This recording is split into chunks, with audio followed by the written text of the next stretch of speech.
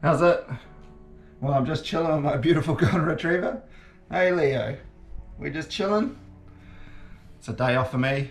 So this film's just going to cover all my missions from April to November 2023, and I go over a few epic stories, especially a few survival ones. Hey, cover some gear, my own personal story, and a whole bunch of just epicness in the Southern Alps. So really hope you guys enjoy. Hey Leo, what do you reckon? Awesome.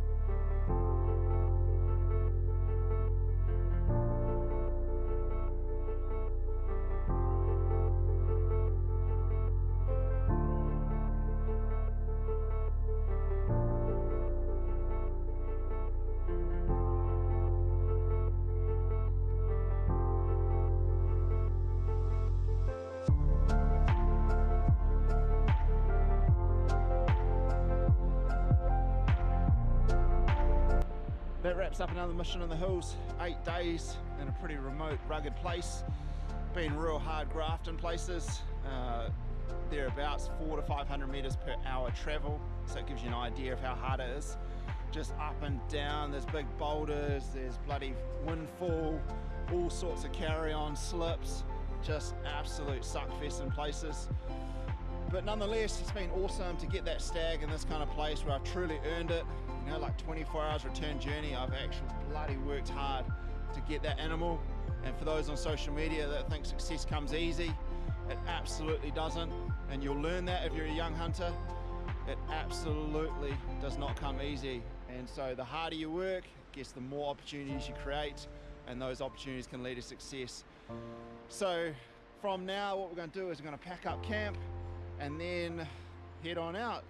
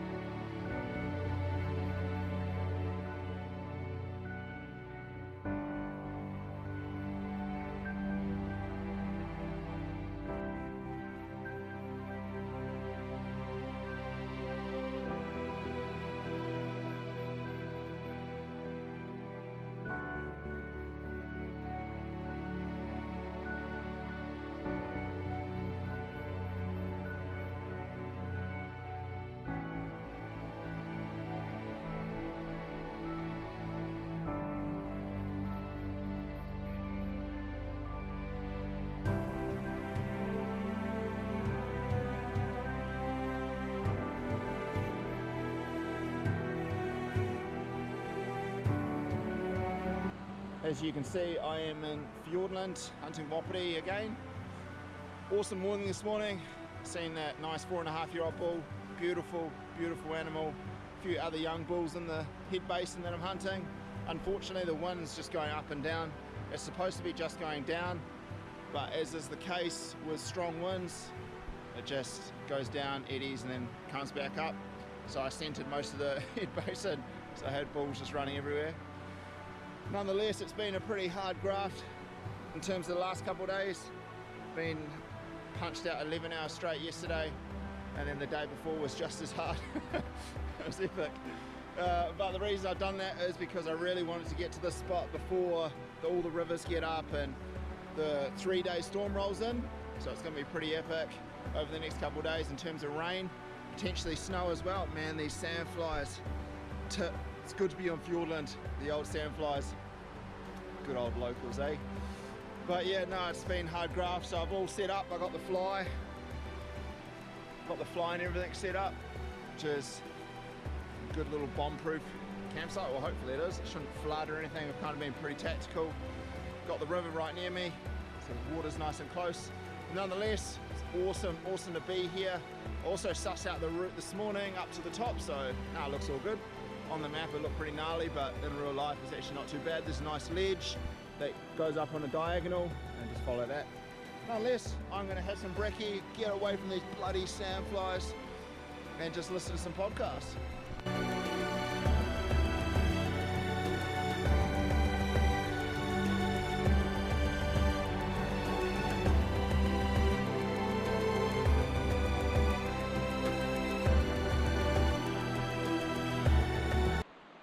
Story time, and it's day 6 on this Wapiti trip, and I haven't been filming for survival reasons. It's been absolutely miserable. I've had my ass handed to me. I've probably been in wet clothes for 3-4 days, and it's been absolutely horrible. Finally get a chance to dry my stuff out now, but my goodness, character building stuff. So rewind a couple days, and where I last checked in, it was nice and dry, kind of sheltered, good campsite, and then I looked at the weather forecast on the Unreach, and it looked like the afternoon was clearing. Overnight was okay, and then the next day there was a bit of snow coming through. So what I did is I punched up to the tops, followed the deer trails, going well, and then Mother Nature just said, you know what, stuff you. I'm gonna stitch you up. And I got stitched up bad.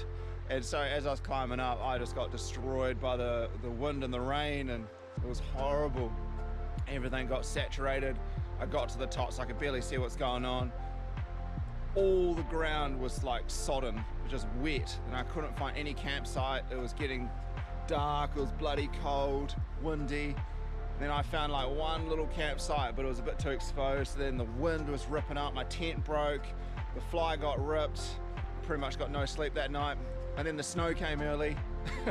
So I've got all this wet gear, just absolutely miserable, not sleeping.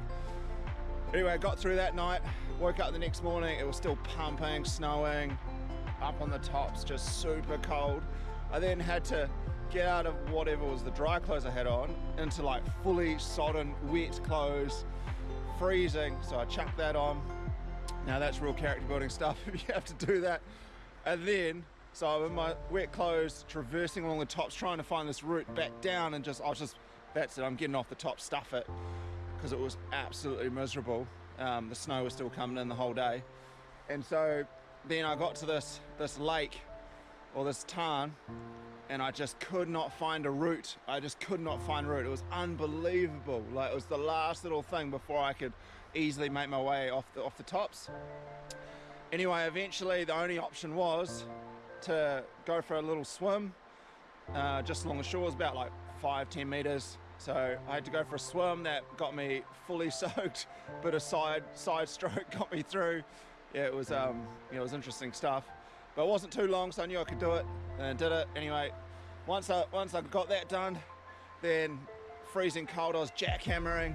I had to then smash it down off the tops, which actually wasn't too bad, but my gosh, it was so cold. And then once I got to the valley floor, I breathed a bit of a sigh of relief. Breathe a sigh of relief there. And then once on the valley floor, still soaked, everything's soaked, obviously because I went for a bit of a swim. Then from there, you've been able to hunt along the flats and kind of in an area, and seen a few deer, which is quite nice. And then what I've done is I smashed it down valley, dried out all my gear, and then now what I'm doing is I'm going to punch up another valley and hunt that for a couple of days, and that's all she wrote. But because of the snow and how heavy it was, I haven't the tops are done. The tops are completely done, so you've really got to look at the temperature. And the deer, they want to be warm as well, they don't want to be cold. So they're going to be down low above the 1,000 meter mark. Also, there's been a southerly just ripping through. So that's the plan of attack, try and hunt a hanging valley, keep below 1,000 meters and hope for the deer are there because it's nice and warm. But my gosh, character building stuff, holy heck. For the last like 3-4 days, I've just been in wet gear. Try that one on Fjordland. It'll build character for sure. But nonetheless, hey mate, that's our story time, and gonna just have some brekkie and have another coffee and then into it.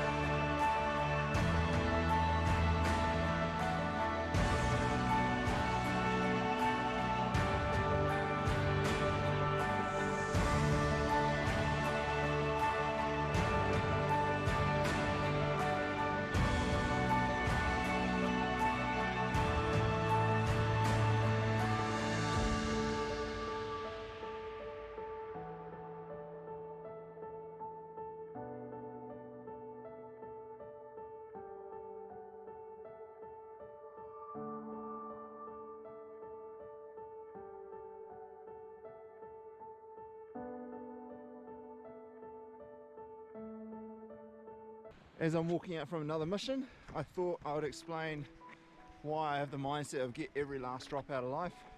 So what I'll do is start from the beginning and then work my way through as to why that is. So from my childhood, there was a bit of adversity to overcome. Things weren't all smooth sailing. I'm sure my brother can attest to that one. And through my childhood, I really learnt that hard work was one of your best assets. And also just not blaming or making excuses or being a victim. I have a bit of an upside down view on I guess racial issues. Me being of mixed race, I just don't think being a victim is the right way to go about it. But anyway, that's a conversation for another time. So as I progressed throughout my life, I was really intense from the get-go, especially as a child. I was just getting after it, get home from school, straight into kicking the footy and run around, getting on the bike. So I was always quite intense. I don't have ADHD or anything like that. Just an intense fellow. I just want to get after it. So I carried that on, and then did a bachelor's degree in exercise science. Finished that. That really unlocks my potential from there. So I was pretty dumb at school, but I just kept fueling my intensity with things I really enjoyed, and I think that's what really got my spice for life going. And then I joined the army as a firefighter, so I was in the engineer regiment for a couple of years. It was an awesome time, but also a terrible time at the same time, largely due to getting chronically ill, and that really sparked up my intensity. So while I was in the army, I had certain goals, but I couldn't achieve those because I got chronically ill through a physical or a viral infection. Just wrecked me. So for a couple of years there, I had like mad chronic fatigue. My tonsils are infected for like months. I still cracked on. Interesting story on that one. I completed PDI selection on no training and chronically ill. Yeah, still one of my best achievements. I had to dig deep for that one. Yeah, so then while I was in the army as well, serving as a firefighter, there was a couple instances that are pretty eye-opening. So a few fatal call-outs, one quite graphic, and another one was actually, yeah, quite peaceful in a way. So it was an old couple that got smoked by a ute and a horse trailer. They died on scene, but just looking at their lifeless body was a eye-opening experience. So they were heads both resting on each other. They were probably 80 plus, but just not seeing life in a body is an experience in itself. So yeah, I soaked that up. And then also while I was in the army, a really good mate of mine, he decided to call it quits and check out of this world, and that one still gets me to this day. Old mate Steve. So yeah, that one rocks me. I still think about it every week, especially how I did it as well. Pretty brutal. Yeah, so that happened. And then also once I got better, so after 2 years of being chronically ill, so last kind of year of my army career, I just had to leave because I was just so sick. Like this viral infection just whooped my ass, and yeah, it was not a good time. And then it took a good year after leaving the army to get better, so about a 2-year journey of back to full health, and that was character building stuff throughout that time. So I went from a hard charger to a shadow figure of who I used to be. I still remember looking at the mirror and going, who the hell are you? Yeah, it's pretty humbling stuff, but I was able to persevere. And the best thing I got away from that one is recalibrating your mindset on life and how you look at self-care. So for me, the outdoors is a huge component of my health, but I couldn't do that anymore. So what I did is I just looked at things that are low cost, but they still had purpose. So for me, one of the symbolic things I did, or really soul enriching things I did, was go every evening, go up in the Port Hills in Christchurch and watch the sunset. And for me, that was kind of a symbolic representation of hope. You know, the day is ending, there's a new day tomorrow, who knows what it'll bring. You might return back to your real prominent self. And then lucky enough, after 2 years, I managed to get there. It was a major battle though. Big thing from that one was gut health, inner health. I think that's what really tipped it back over the edge, and I was finally able to clear the bloody virus and get all my energy back and hard charge. But the hardest part was actually after that. So for 2 years after that incident, or sorry, 3 years, mentally I was destroyed, because you're always in that kind of fear state of, am I going to return back to that place of darkness? Now, I never got depression or anything like that throughout that time because I was really proactive, but it was very challenging. But anyway, it took 3 years for me to kind of settle the brain and go, actually Ben, you're going to be sweet as, like, you don't have to worry, you're not going to get sick, you're going to be fine. So yeah, after about 3 years I did like clear that, and then oh boy, the fire lit after that one. Once I knew I was all good and I could charge, you know, I was charging hard after that. And then add in a few close calls in the mountains, especially, you know, near death ones where you've, you know, fallen down a bluff, swept down a river, rock fall, all that good stuff. So you add that in, and for me, every day truly matters, because I've seen the darkness, I've seen it all taken away. I've had a good mate who checked out, and this life is precious, and now every day matters to me. So I'm going to get after it and go down swinging, because you only get one life and you really want to maximize it, you know. So much so that I'm all about like high performance. A bit of a fun fact, so I've never touched a drop of alcohol since 16, and then I've never touched a recreational drug either, because I believe I'm trying to get every last drop out of my performance, my health, everything, so I can live the best life possible. And I highly recommend anyone watching this film, please do the same. Your life will be amazing. You'll have all these amazing memories and a tremendous amount of character from really living a good life. Yeah. But anyway, team, that's my story. I know it's a bit of a yarn, but hopefully some of you guys get a bit of inspiration or motivation out of that one. I haven't always just been a hard charger, so to speak. I've had to go through the fire as well, just like anybody.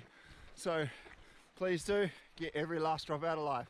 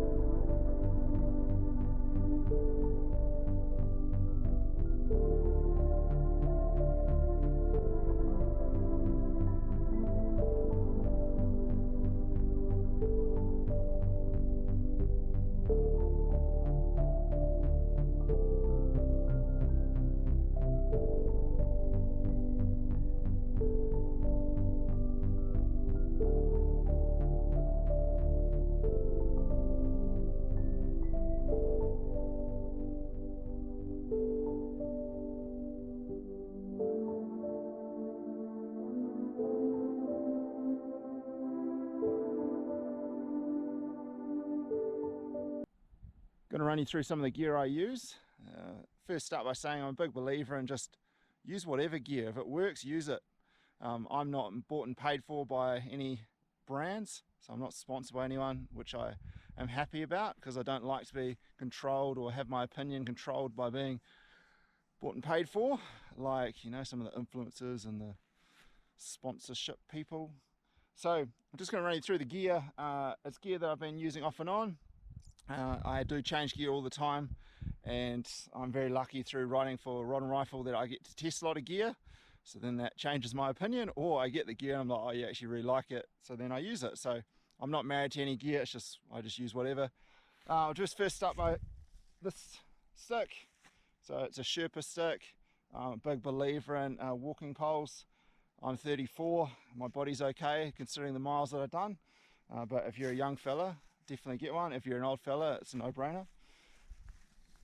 I'm still using my Tika T3. Just got a 6-hour Whiskey 3 scope on it, real basic. Yeah, ELDX 162s, which have been very hard to get in recent years, but supply's a bit better now. But yeah, absolute rock solid rifle, love it, dials up, it's all good. Next bit of kit's my binoculars, which are real Gucci. So these are the 6-hour Zulu 6s. They are, what are they, 16 by 42. But they have optic image stabilizing in them, so freaking amazing. They do set you back a wee bit, but they're amazing. Next bit of kit is just the Kilo 800, so my rangefinder, got TBR in it, so it's sweet as. Next thing, the Thermarest Vespa, which is a quilt. I switched to this about 9 months or so ago. Absolutely amazing. It's so good. I think it's only about 550 odd grams. And what is it, rated to -6. I've used it in winter. You do need to use this other bit of kit which I got, but it just packs down to next to nothing. Super lightweight, warm. I've got this soaked as well, so yeah, really good. It still kind of give you heat or warmth if you're wet. Next one is a Nemo Astro. So this is a insulated long wide. I was using the Cedar Summit mat, but it absolutely crapped out in a bad way. I ended up getting compression leaks, probably like 30 of them. So once I got to 31, I was had enough, and I was never going to buy that mat again. My camera, I've actually switched recently. So I've got the ZX80, which is, what brand is it again? Lumix.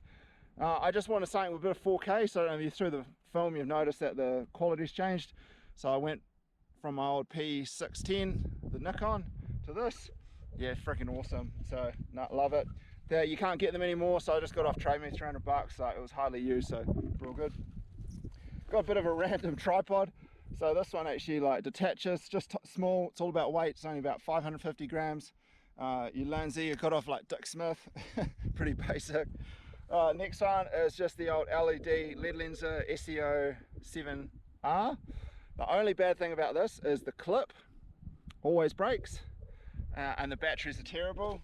So that's why I've got, I don't know if you can see that, but I've got about 5 spare batteries on there. Yeah, they're terrible batteries, last about like 2-3 hours. Next one is this is the best pack I've ever owned. So the Osprey Aether 85 Plus. Absolutely rock solid. Yes, it's got some wear and tear, but you'd expect that with the amount of use it's got. Bucket hat, so just one from MacPack. Platypus, water bladder. Really love the Cedar Summit compression sacks, especially for your clothes and everything. Really good. The Cedar Summit thermoreactor. So in winter I definitely have to use that with the Thermarest Vespa. Other one's just a inflatable bag thing to kind of do your mat, otherwise you'll go lightheaded. Just a Cedar Summit inflatable pillow. I put this between my knees when I'm sleeping, so if you're a side sleeper, it'll change your life and your sleep in the mountains, or get it as good as it can. In terms of my wet weathers, or my dry gear, this is a Ridgeline Microtech puffer. I actually use that as a rain jacket, because rain jackets always get you wet, they always leak through, so I'd rather be wet and warm than wet and cold, so that's awesome. Got to review that for Rod and Rifle, so That's why I got it for free, and actually absolutely loved it. Next thing is just cactus gaiters, really good canvas. I've actually modified them a little bit. I've taken off the loop that hooks around the lace because it was shredding the lace like every time. In terms of pants, when I'm sleeping I just use some Polar Fleece MacPack ones. They're only like 250 grams, so they're real good. And then I use basic MacPack pants. Don't know what they are. My spoon, which is like a, I don't know if I can do this one-handed. Yeah, I can. So just an extendable one by Optimus.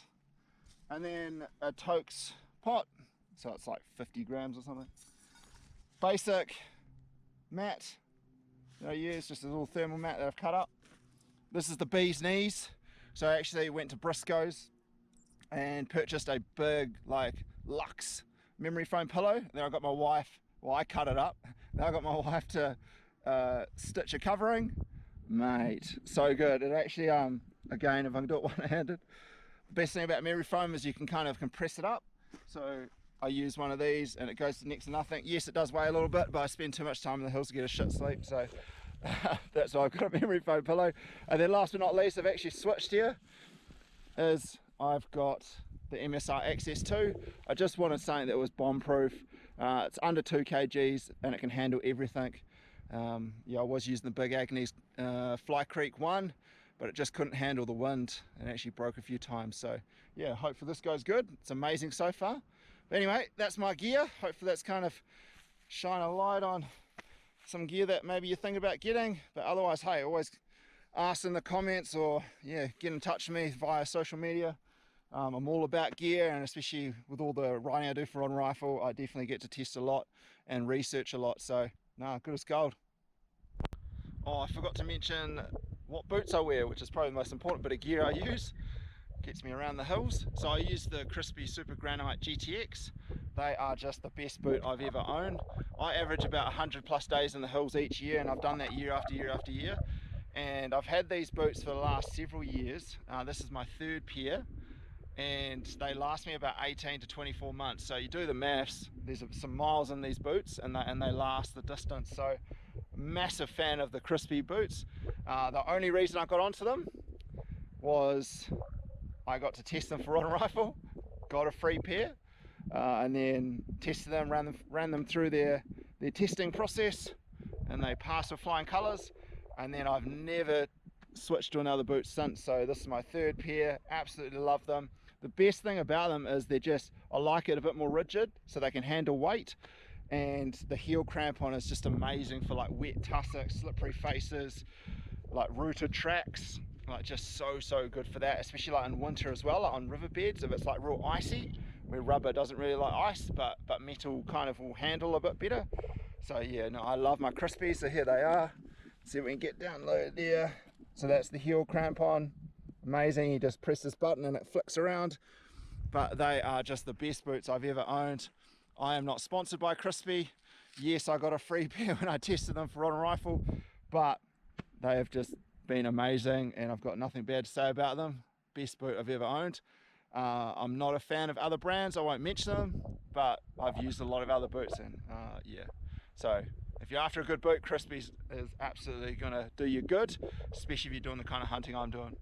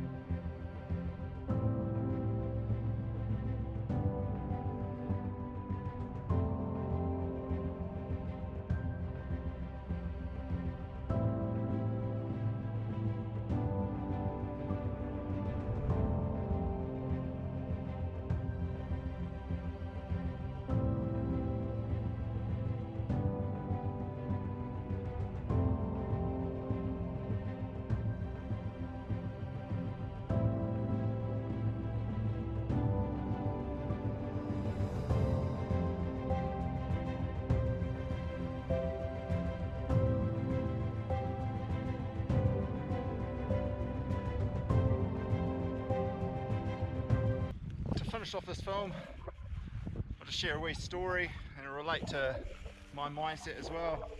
So just recently, my father passed away suddenly, just at home, relatively peaceful, but it was not expected. Very sad, as it is when you lose your father. And what it made me do is, amongst many things, it's just another chance to audit your life and go, hey, am I actually being the best person I can possibly be? Is my health as best as it can possibly be? Is my marriage the best it can possibly be? Am I serving the community? Am I giving back as much as I possibly can? Just always got to audit your life, and can you do more? If you're being lazy, you've got to check yourself, and through that auditing process, come up with some solutions. But I guess the good thing I've got out of my father passing, and one thing is, I am doing everything I can to live a good life. I put a lot of effort into it, so I often say to people, is good health and a good life is bloody hard work. And you don't often see how hard it is to live a good life, because nobody really talks about it. When you're living a good life, people just crack on. It's only the people that are really struggling in life that voice their concerns, their dramas, their struggles. So audit your life at regular intervals. I also do that with my thoughts and opinions. I'm not always married to them. I can change them. I'm not fixed. Amongst all the craziness of today, there's some that I still won't change. But you got to do that. You can't just be fixed mindset. You got to have that growth mindset and audit your life at regular points so you can get better. Anyway, team, that's the end of this film. Till next time, keep charging.